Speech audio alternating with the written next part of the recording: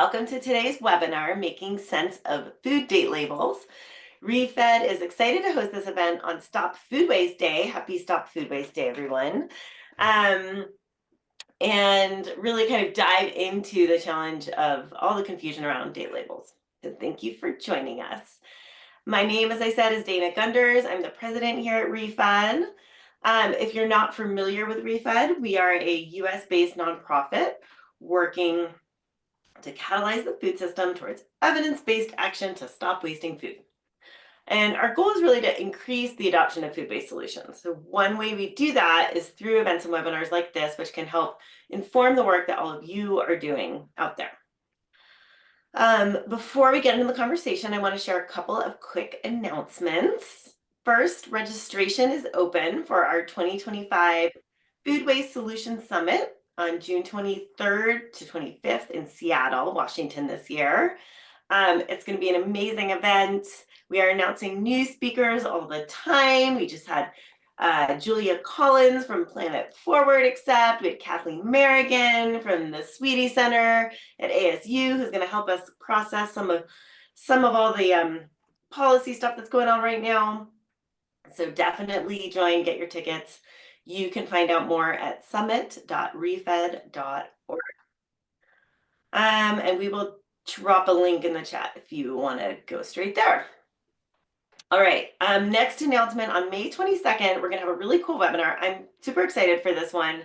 It is about GLP-1s. That's the like Ozempic and Wegovy class of drugs that are really gaining in popularity, medication everyone's talking about. And, you know, there could be implications that these drugs are having on how people are buying food, their appetites, and we believe there will be impacts on food waste. I think we're still trying to work out what those are. And so that's what that discussion will be. I think it'll be super interesting. And you can register in the link that it will be shared in the chat. All right, and with that, as I mentioned today, we are excited to host today's conversation around food date labels. So ReFed estimates that confusion over food date labels leads US consumers to throw away about $7 billion of food every year. And that's what we're going to dive into the issue. And I'll start with a quick overview, and then I'll pass the mic to Emily Broad-Leib, who is a clinical professor of law at Harvard Law School, as well as the director of the school's Food Law and Policy Clinic. We'll also be joined by Ronnie Neff, who is a professor at the Johns Hopkins Bloomberg School of Public Health and the Center for a Livable Future, and also co-director of the Recipes National Food Waste Research Network. And she'll walk us through some of the recent research. And then we'll hear from Sarah Gayo, who is Senior Vice President for Product Policy and Regulatory Affairs at the Consumer Brands Association, which is the main association representing companies that manufacture food and beverage products, as well as like household care items. And she will give us some industry perspective on all of this. And then we will have time for some Q&A and discussion. So if you can go to the next slide. Here, this slide, great. Just a quick topic here, like just to sort of set the stage, right? What is the problem with food date labels? Basically, really at its core, the problem is that people are throwing away perfectly good food because they think the dates are telling them that the food is bad, when in fact, most dates are not about safety. Most dates are about freshness and quality. The challenge is that there are a few dates that are about safety. And with the current system, there is no way to tell the difference. And so that's kind of part of the problem, excuse me. Then adding to that, there are sell-by dates, right? These are different dates. Sell-by dates are a B2B communication. They are, you know, the manufacturer telling the store, sell me by this date so that the consumer can take me home and still have the product at its top quality. They tend to be earlier than the consumer-facing dates, like the Use by, Best By, Enjoy by kind of dates, but people are treating them the same. So many people are treating sell-by dates like that's when the food's going bad, right? And the challenge is that we want to educate people on this. We want them to be able to know what these dates mean. but we can't do that until these dates actually have real meaning. And they don't have real meaning right now because there is no federal regulation and they're not all following the same rules, right? And so until all the dates on all packaging can follow the same rules, we can't really go out there and truly educate consumers, because there's a chance that, somebody's using a Best By date to talk about safety, or somebody's using, some other words. And so even though it's a really small subset, that it kind of creates this big problem. Um, that's the problem that we're going to take on, and that is leading to all of this waste in people's homes, but also in industry, right? Because not only are people throwing away product prematurely, but then stores, sometimes the staff don't know at stores, and also um, they are responding to the fact that people don't understand the dates, and so stores are taking the product off their shelves 2 to 3 days early, and there's kind of this caution and misinterpretation, frankly, throughout the system that's leading to food going to waste. That's the problem we're trying to solve today. And to kick us off, we're going to hear from Emily Broad-Leib, give us a little bit of the policy setting here. Emily, to you. All right. Thank you so much. I'm glad to be here and kind of get us kicked off with talking about some of the background of like what this looks like from a policy perspective. So I think next slide. Okay, so let me just say briefly, like what a lawyer is doing in the mix here for those I don't know. So as you heard, I direct the Food Law and Policy Clinic, which is an educational program at Harvard Law School where we are teaching students how to be food lawyers in terms of, being able to answer questions about the law and really think through policy and systems change. And all of that we do through the lens of providing answers to legal and policy questions for various partners that could be, government officials, could be nonprofits, food policy councils, community groups. And so as you can see here, we work on a bunch of areas, but our biggest area is really food waste and food recovery. And just to say, the way that I got into looking at date labels was really, it came out of work that we were doing for nonprofit organizations that kept asking questions about, what do these labels mean? What are we legally allowed to do with them? So that's where we came in and said, let's really look into the law here and understand how these are regulated and, what does it mean? What can be done? And to the extent that the way that they're regulated is problematic, how do we make it better? So next slide. So one more. So the first thing that we really know about this, and I think one of the really tricky things, is that in the US, we have no federal law regulating date labels. And it's pretty interesting because we have a lot of really specific laws that regulate the packaging of all kinds of other things on food, like the nutrition facts panel, the ingredient labels, the claims on foods, all of these things, and even more so for meat and poultry that are regulated by USDA, have really strict rules about what's allowed to be on there and what's not. However, for date labels on products, there's never been any federal regulation for these, with the exception, as you can see on here, of infant formula, which is regulated by FDA. So what does that mean? Well, the first is FDA and USDA they do require that product labels not be false or misleading, and we can kind of come back to why that's relevant here when we start seeing some of the data that I know Ronnie will present on what consumers think. Keep in mind, do we think these labels are false or misleading? And as we also heard from Dana, that so many people are throwing food away, even though the food is safe and edible, and they just don't really know what they're looking at. And then over the past few years, FDA and USDA both have recommended that businesses use the term best if used by for food that's having a date for quality purposes, but that's not required, and they don't actually go out and sort of enforce that in any way or say anything to companies that aren't doing that. So on the next slide, what you'll see is, because there's no federal regulation, there's really a patchwork of state date label laws, and it's actually hard to see even from this map what that patchwork looks like. But I wanted to give a shout out to the ReFed Policy Finder, which we collaborate with ReFed on to track date label and other state policies, and we twice a year update with enacted laws across the country. What you can really see here is that most states across the country, either they don't require any standard date labels, or if they do require date labels, they have kind of a hodgepodge of regulations.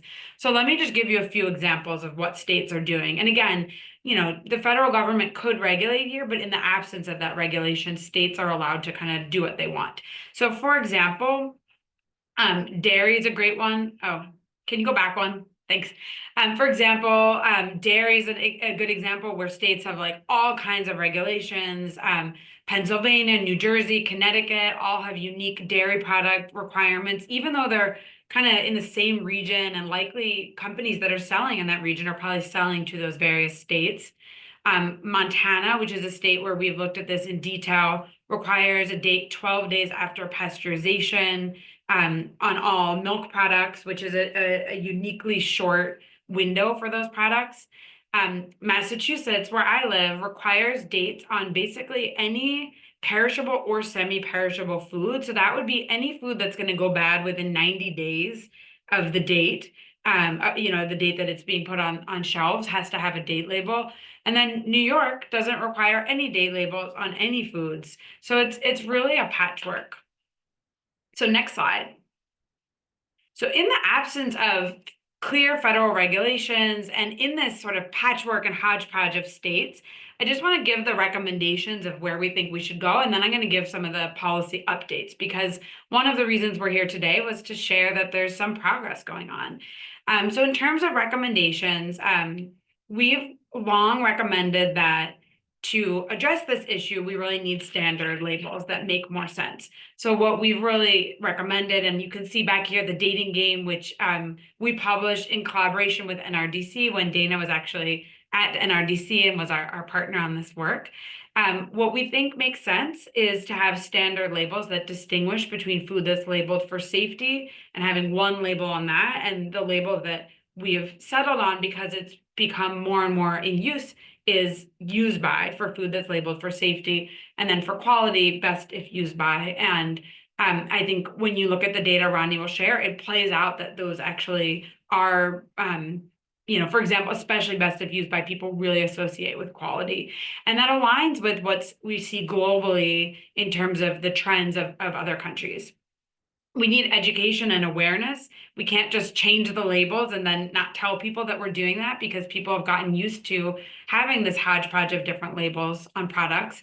And then I think importantly, when we think about the food waste and environmental components of this, allowing sale or donation past the quality date to really say like this, there's no stigma around food that is dated for freshness or quality. It's really, really difficult to get that date right. So as long as that food is, it's marked as being past the date if it's being sold, or as long as it, looks, smells, and tastes okay, likely it is okay and safe to eat.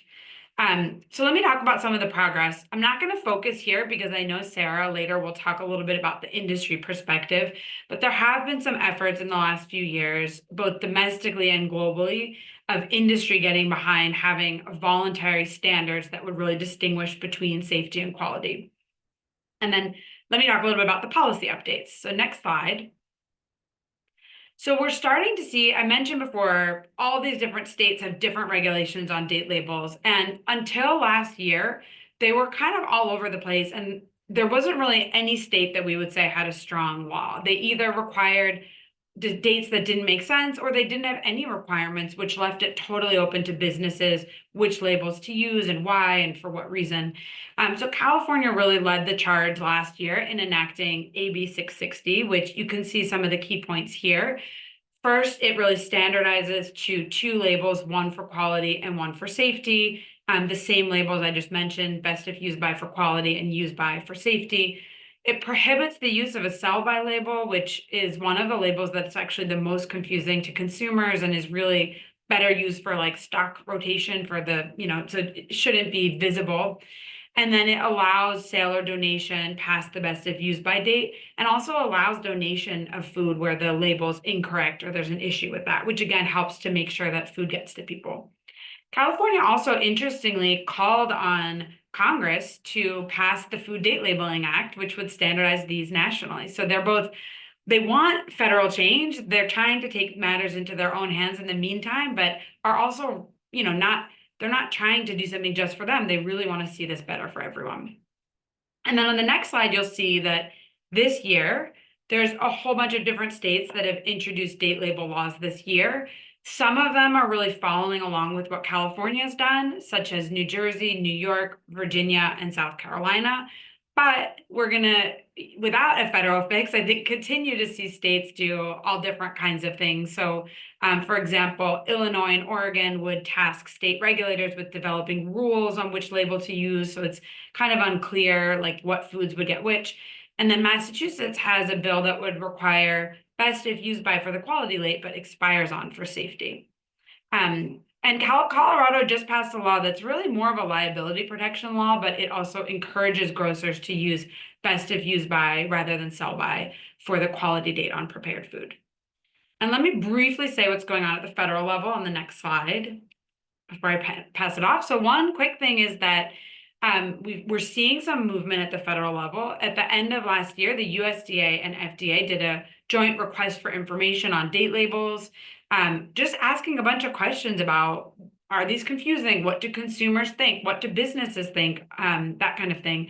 Comments were due on March 5th, and we both submitted a comment on behalf of our clinic. The Zero Food Waste Coalition, of which we're part, also put forward a comment.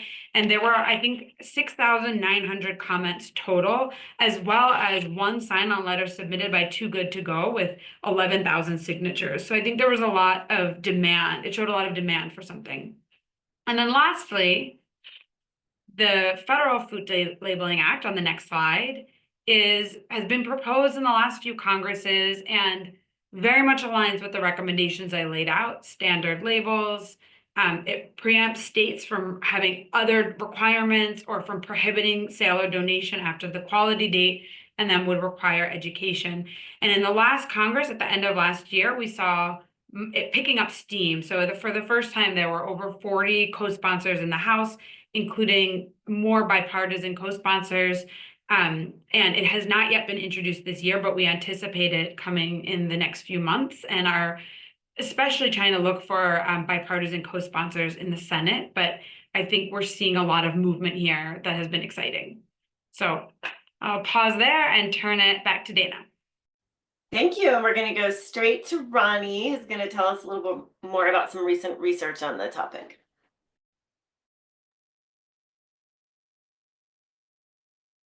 Hi.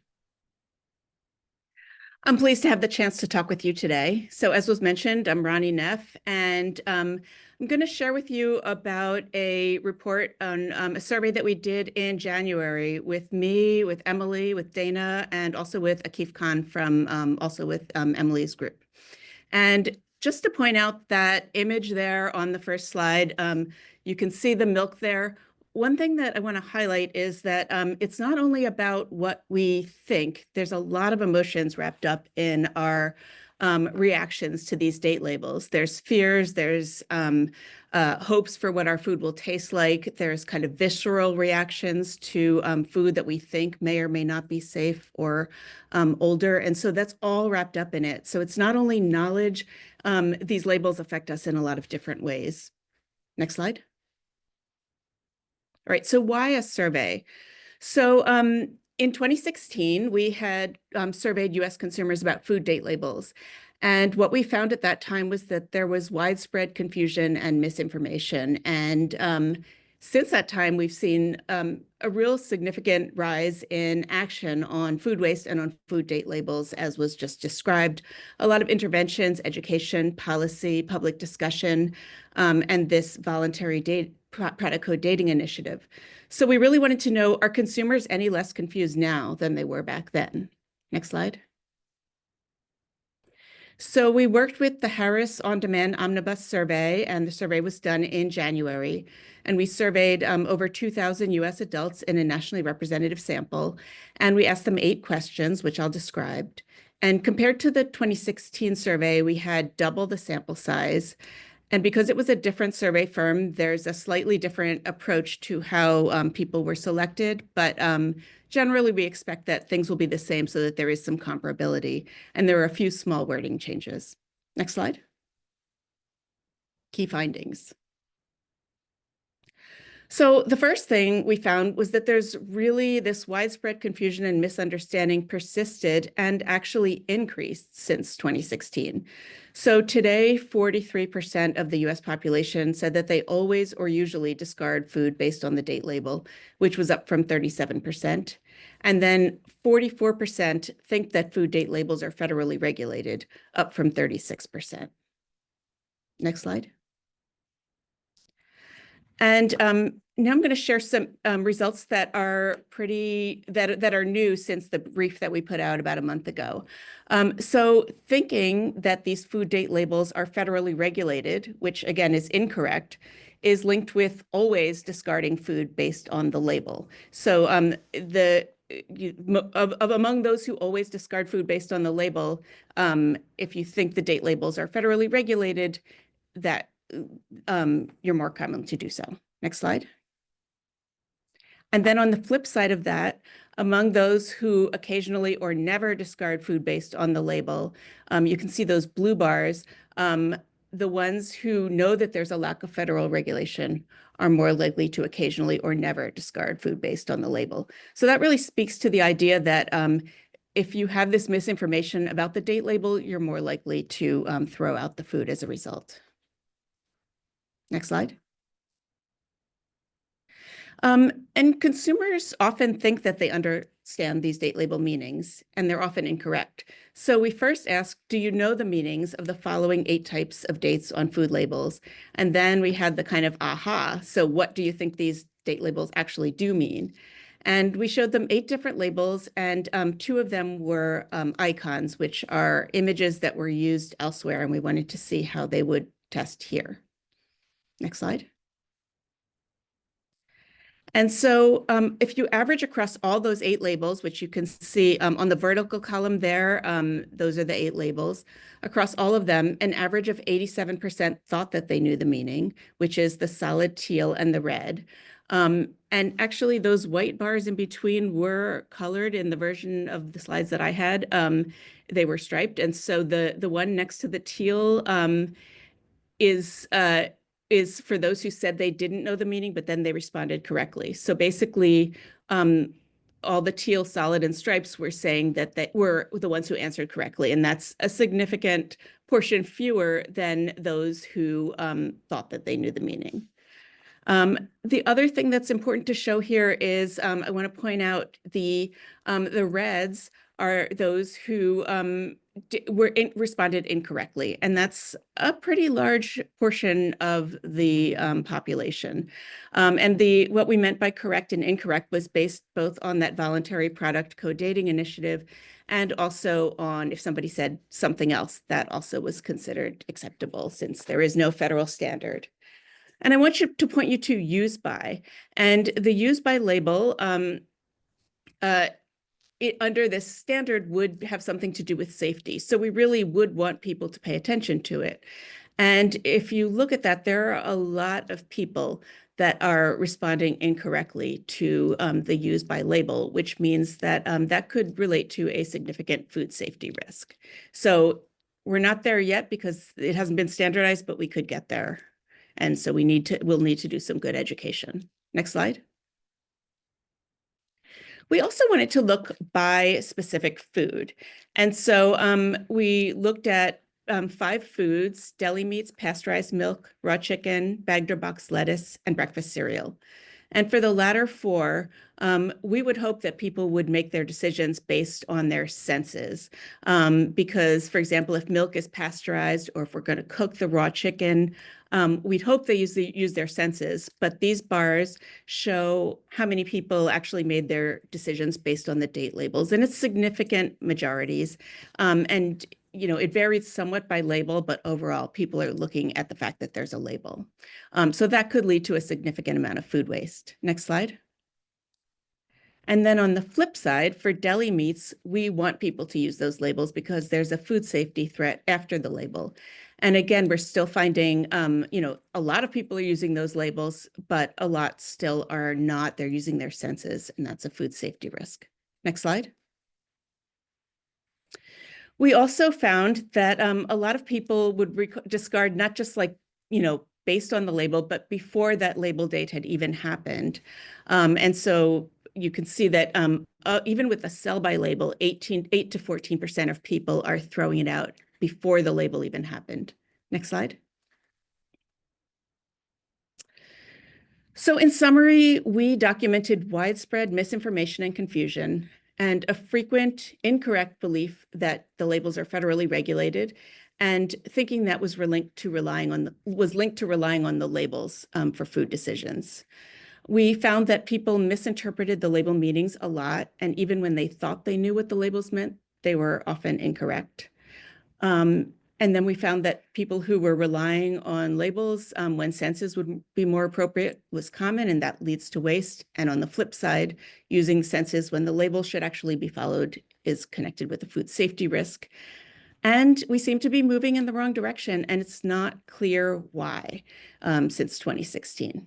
So 2 priorities that come out of this survey are, again, we need a federally regulated system of consistent date labels that people can trust, but we're also going to need some consumer education that can break through that belief that we already know the meanings. Thank you.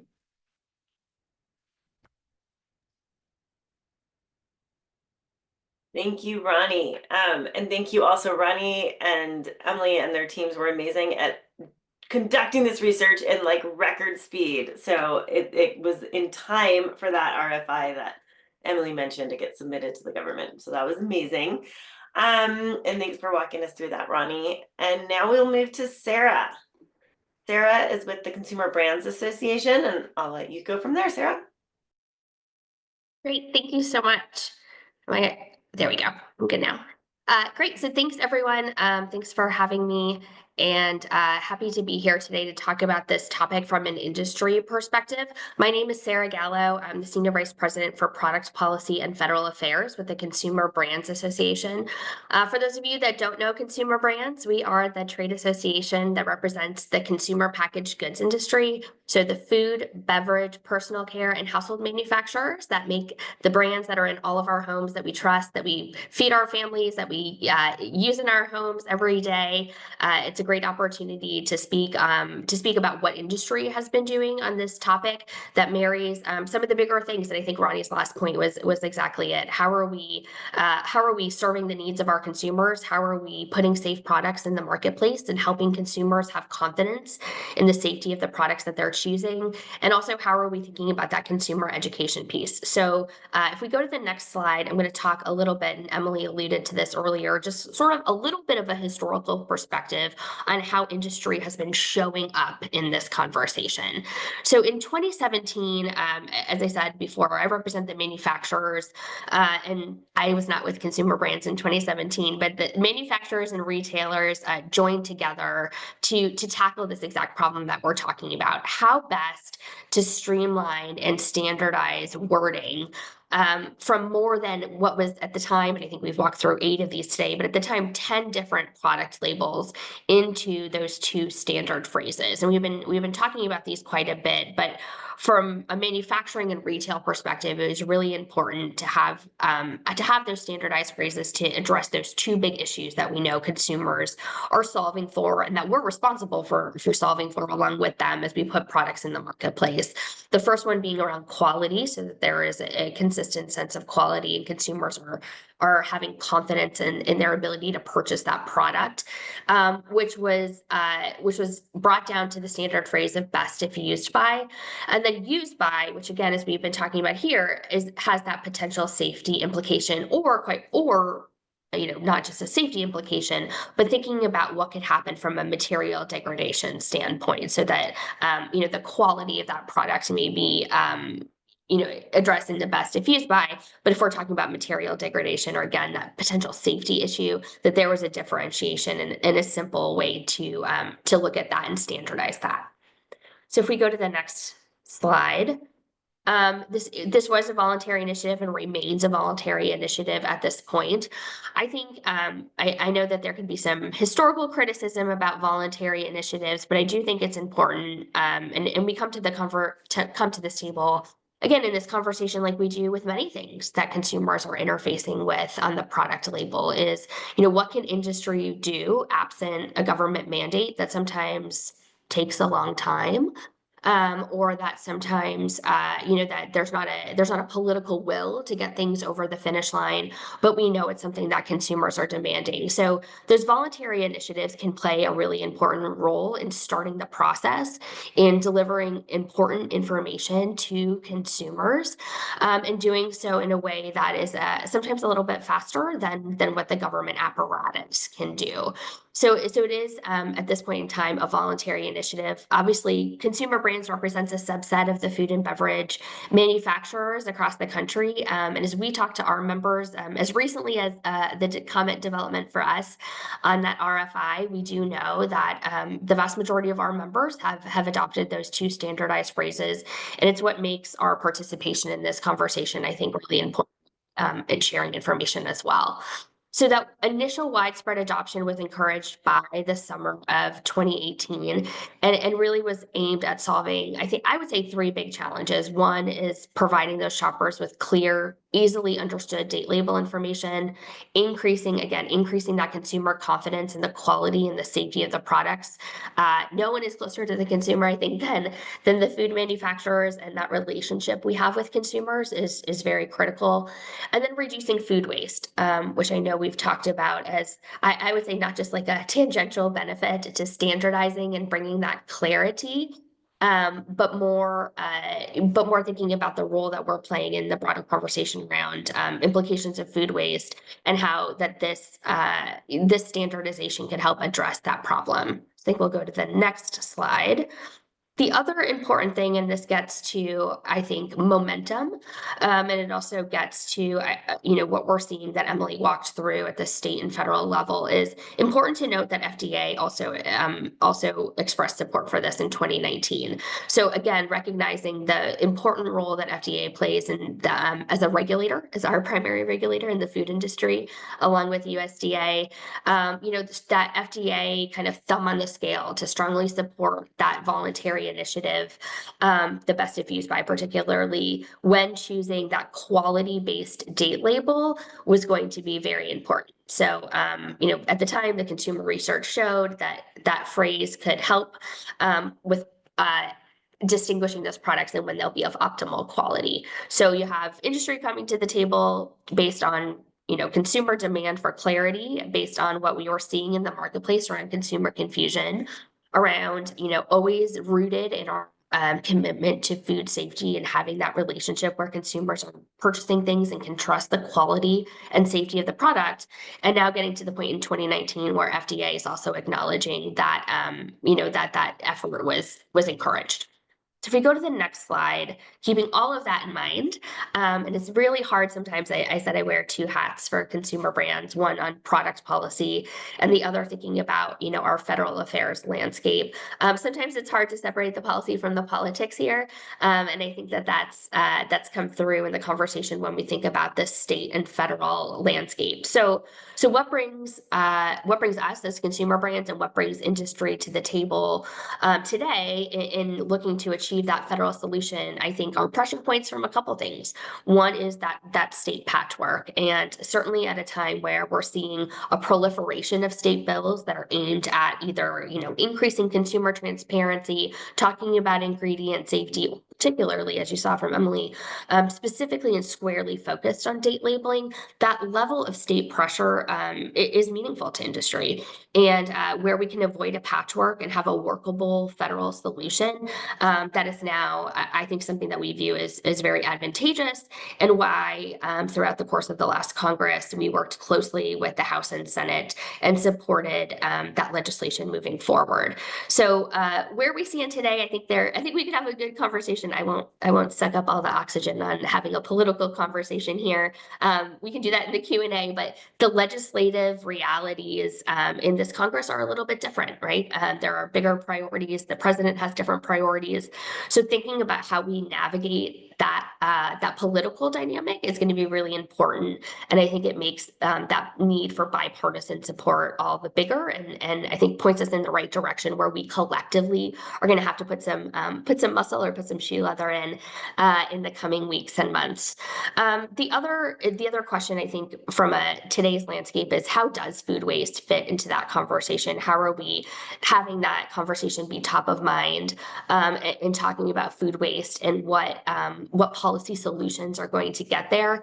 Consumer Brands, along with FMI and the National Restaurant Association, still have the Food Waste Reduction Alliance.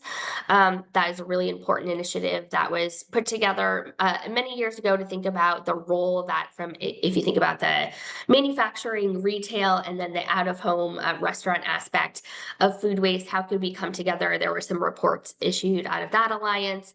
We also, in 2024, as an alliance, signed a memorandum of understanding, renewed that memorandum, I should say, with 3 government agencies: FDA, EPA, USDA.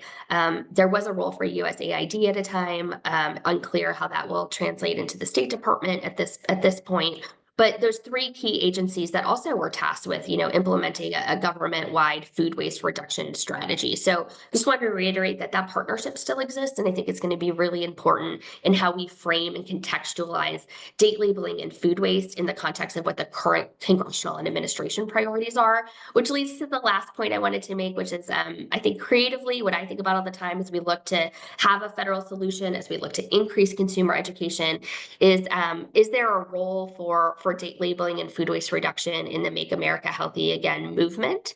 Again, I know that comes with heavy political implications that not everybody wants to dive right into, but from a food manufacturing perspective, it's a conversation we're having. So I just want to make sure, if we're going to have an opportunity to think about the role that any of these policies can play, that we're doing that with a tuned political ear.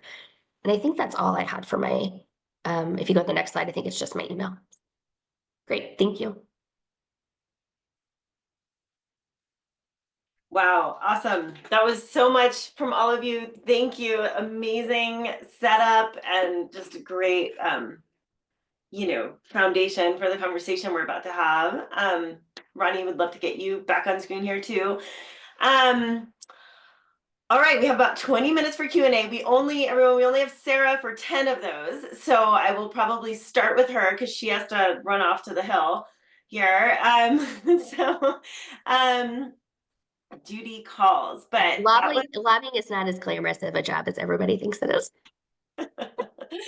I know you'd rather be here on the webinar, but all right. So let's start with you, Sarah.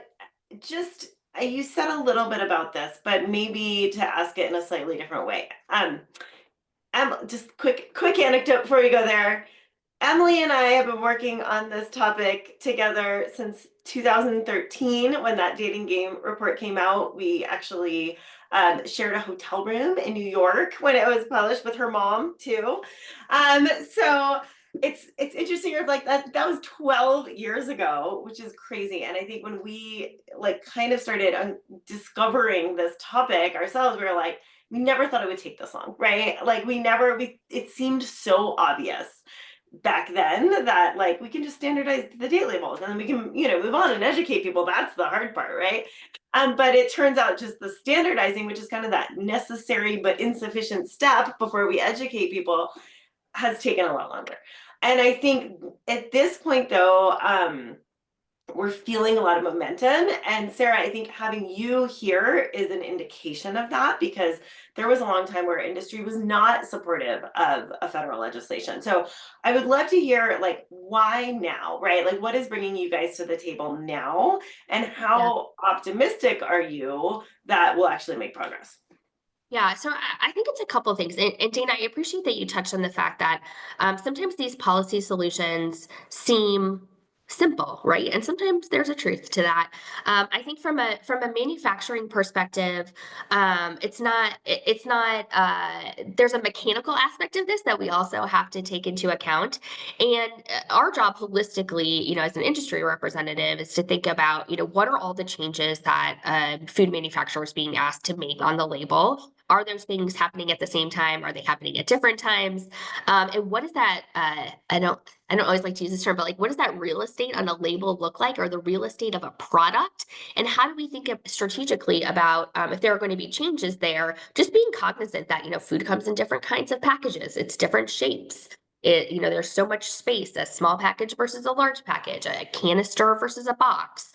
There are a lot of actual like practical implications to doing this labeling. So one of the things I think, which shouldn't be viewed as like as a deterrent, but we have to make sure that those conversations are happening. And sometimes those take a little bit of time, which I appreciate from a consumer angle can be a little frustrating, but at the same time are real and have cost implications for industry as we think about that. I think what has not unlike other issues, what has very strongly brought us to the table is the desire to prevent a patchwork. One state passing something, the state of California, I think you've heard probably industry say this before, has a significant weight in that, we're not just manufacturing products for one state. And that's true whether we're solving a transparency issue for date labeling or for something else. So the fact that California passed, the fact that, that resolution, which I think was really helpful, that said like, hey, we want the federal government to have a solution here, is if states are going to move, I take those resolutions all day, telling the federal government to come up with a singular solution. I like, that'd be great. I think that's really what it was, is like, we don't want to have a patchwork. We've heard consumers and saying that they need clarity. We know that there's a desire by members of Congress to get this done. And that's really what brought us to the table this time around. Can I And are you- add something on that? Sorry. I just Sure, yeah. one thing, which was just like, I think a really important point is like the work that CBA and FMI did on doing a voluntary standard. Like, I agree now, I think it's time to like move to the next level of this. But I think like the work of really getting people aligned, getting something started was a really important step along that path, and just showing kind of what's possible and like what industry could get aligned behind. So, just want to like hit that home too, because I think you sort of said people like, are leery of voluntary things, but I do think it was like a very important place that has brought us to where we are now. It's just time to move beyond, I think. And important for getting the support, I think, because so many people so many companies are already doing this, that it is. And are you having conversations that make you optimistic that this time around there will be more congressional support?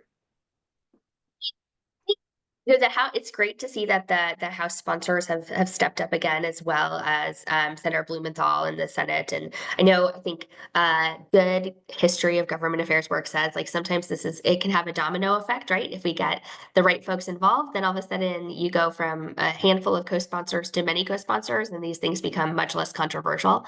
I think I'm hopeful in the fact that again, I think that this broader coalition is meaningful to a lot of constituencies on the Hill. I think we have some work to do in the Senate to make sure that we're shoring up some strong Republican co-sponsors for Mr. Blumenthal and to move forward there.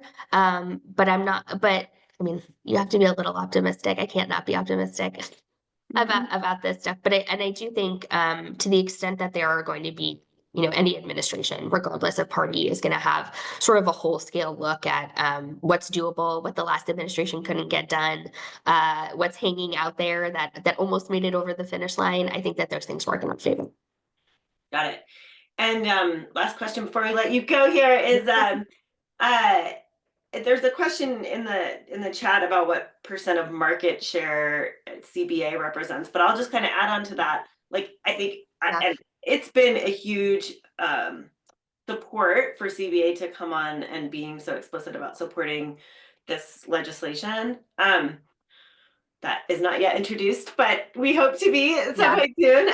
But yep. I'm curious if you've had conversations with others in the industry, kind of like what % of industry does that support represent, and how do you think the rest of industry is feeling? So I don't have an exact number as of like April 2025 around, what percentage had already done that from a voluntary perspective. I can tell you that when we started examining these bills, particularly again after California, that the vast majority of the companies that we represent had already made those switches to those two industry standards that we had come up with in 2017. I don't, I think that's I have 70 member companies. Some of those are non-food and beverage members. But we represent a big swath of the food and beverage manufacturers. And I think the fact that, we're still having folks like us and the retailers and the restaurants all moving together, while I don't represent all of them on a day-to-day basis, I think that in totality, looking at the food system and how we're thinking about this from a waste and consistency perspective is a strong indicator. Great. Yeah, and I should say, if there are other questions or there were other things in the chat, just send them to me and who you are, and I'm happy to answer them. Super. All right, Sarah, thank you so much for joining us. Thank you very much for having me. Appreciate it. All right, take care. And thank you, Emily and Ronnie, for your patience in asking Sarah questions first. But I am curious to hear from both of you, kind of like, what is your level of optimism on this problem being solved, whether it's solved from a legislative standpoint or, with the RFI from an agency standpoint in the coming year or so? I'll start. I mean, I was feeling really optimistic at the end of last year, just because I think the momentum coming out of California, and also I think you can't understate how important it is having like Sarah and Consumer Brands Association, like actually really more than ever before coming to the table and saying that they also would support this, and that, businesses can comply with standard labels and they also see the benefit. I think it's hard right now because there's so much going on in the policy landscape at the federal level, both in the agencies and in Congress. So to me, I think if all the ingredients are there, I think it's tricky to cut through a lot of the other things that are getting a lot more like airtime at the moment. So I feel like my outlook is a little bit mixed for like this Congress. But I do think we have all the ingredients, and my outlook, more than it's been in the past, is rosy for, like if I had to say over the next, 2 to 4 years, I'm pretty optimistic. I'll say one other thing. I think with the RFI, so I mentioned the agency's got a lot of comments. They are looking at them now. It's great that the FDA and USDA did this together. I think the biggest challenge would be if one agency was standardizing labels and the other wasn't, because consumers don't know which agency is regulating the food they're eating. Like, they just know what they're experiencing when they go to the store and see a label on a product. But it also means it's a little trickier because you then also need to get both of them to agree to take action together. And of course, the request for information came at the end of the last administration, but it's the current administration that's reviewing all of those comments and may or may not have as much commitment to move this along. So yeah, I think all the irons are in the fire, but I don't know how quick it'll be. Yeah, and they need the staff for it. Yes. Yeah. So I would defer to others on the actual politics of it, but I'll just mention one other piece of the iron in the fire, which is that our food prices have been skyrocketing and they've been very high, and it's a significant consumer concern. And with everything that's expected to be happening, we can expect those prices to get even higher. And so that can increase pressure for any type of policy that could reduce costs for consumers and also for programs and for businesses as well.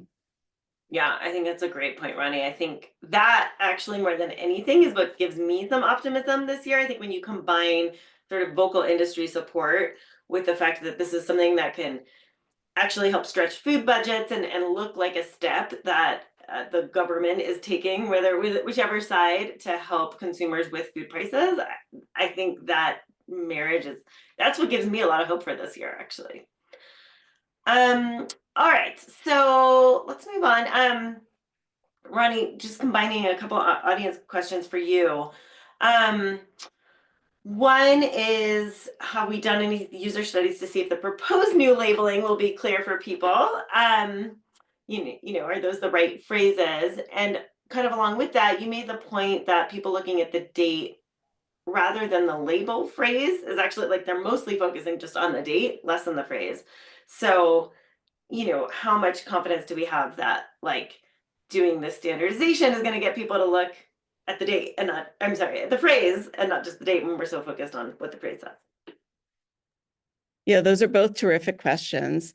So there has been a number of studies that have been done looking at these specific language, including some of our own.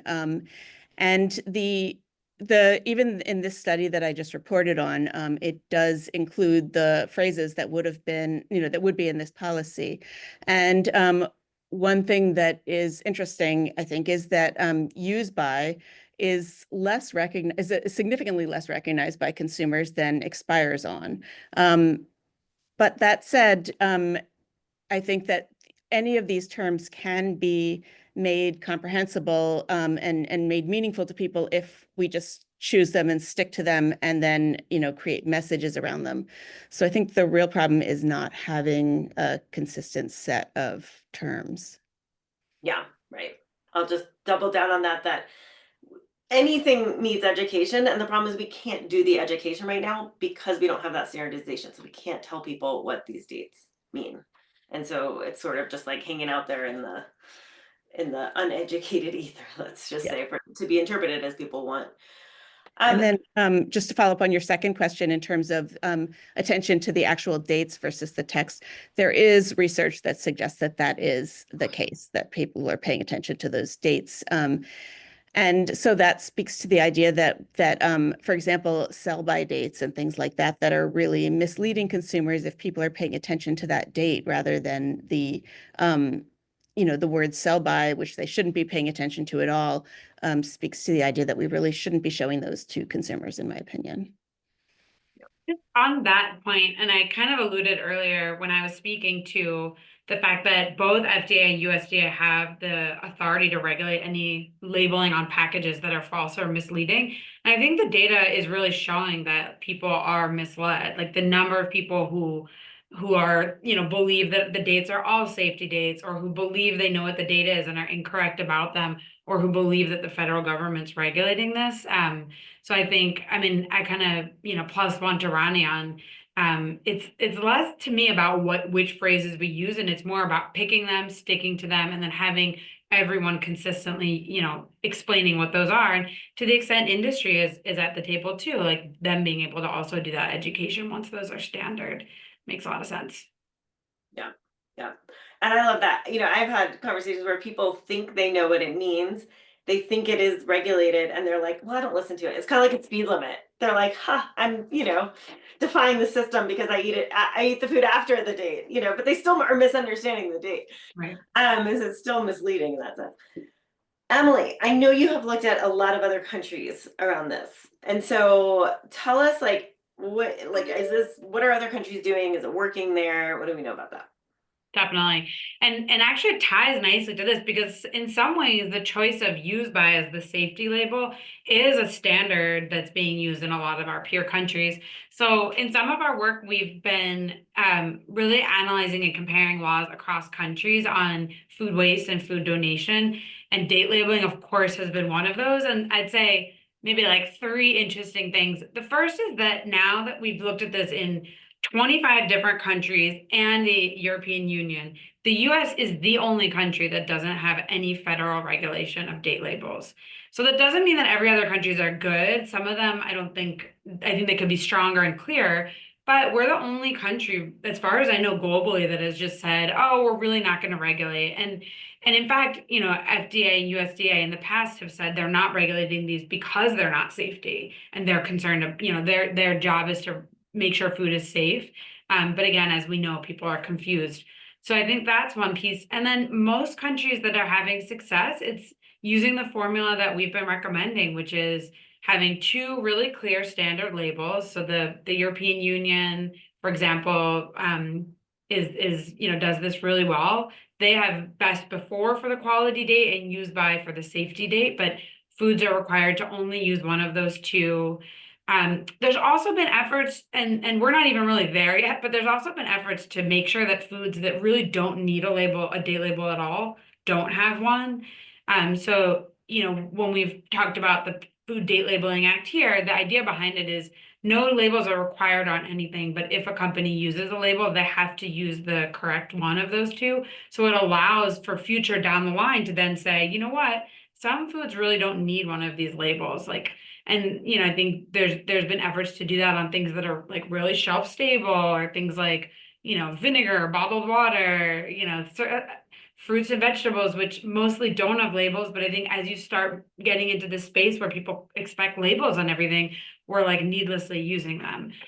So that's another thing that we've seen. And then I think a lot of countries have then done really successful consumer education campaigns. The UK, I think, like really leads the pack on that, in both educating consumers and educating businesses about what the labels mean and what you can do with quality dated food after the label. And they've seen really big impact on, I think in the UK, it was like an 11% reduction in food waste, not all because of date labels, but they've seen a real meaningful impact. Yeah. I know in the UK, Morrison's dropped the date label on milk even, so, which is pretty bold, I think. Milk is like the greatest example too, because I think it's like, if you ask people, it's one of the top products that people are worried about, but it's also one of the products where we know the date really doesn't matter. If you're, you know, drinking pasteurized milk, it's been preheated, things in the milk have been killed. And so I think I love that. And it's, you know, a huge environmental drain to be throwing away so much milk. It would Yeah. certainly improve things in my household where, you know, I have a son that will throw out that milk no matter what. And there's not much I can say to him that would change things, but if there was no date, it would really help. There you go. Yeah. I've heard it would save a lot of marriages too. So yeah. But anyways, okay, we're coming up to time. So just last kind of, what is your call to action? We have, you know, a lot of people representing organizations. We have some agencies on the call, you know, and everyone's a consumer. So what would you recommend people do? I'll say two things really quick. One, I actually dropped in the chat earlier. So there's the ReFed Policy Finder where we track enacted laws, but I also put in there a tracker that we do, us, Zero Food Waste Coalition and Divert, that tracks real-time pending bills. If you're in a state that's working on these, I think, you know, again, as we've all talked about, I think the dream is to make this a federal change. But I do think in the meantime, you know, states like California are really seeing this as a way to reduce food waste in the meantime. So get involved, you know, think about what you feel comfortable doing as far as reaching out to state legislators. And then I would say on the consumer side, pass this message on to two people that you know, that most foods, the label is quality. There's only a small handful of foods that you need to be cautious about. And I would say those are things like deli meats, like prepared, ready to eat foods that you have in your fridge that you're not going to then cook or heat up, are the biggest ones, and unpasteurized milks or cheeses. I would echo all that. And I would also say that we're going to need your brilliance on this once the federal standard is passed, because figuring out how to communicate this and how to break through to people in a way that is meaningful, compelling, and breaks through both their like not listening and also their emotions around this is going to be a real challenge. And we've got a lot of really smart people out here on this call, and we're going to need all of you. Yeah. And I would say federal support, right? The old call your senator, but especially if you live in a state with Republican senators, I think that is for federal legislation, what we really need right now are co-sponsors. So generating support there is also a really, really helpful thing right now. So thank you all so much for joining us. It's been great to have you. It's been a great conversation. And don't forget to sign up for the May 22nd GLP-1 webinar. It's going to be fascinating, and we look forward to seeing many of you at Summit as well. Thank you to Emily and Ronnie and Sarah in absentia for joining us, and appreciate all of you being here. Have a great day, everyone.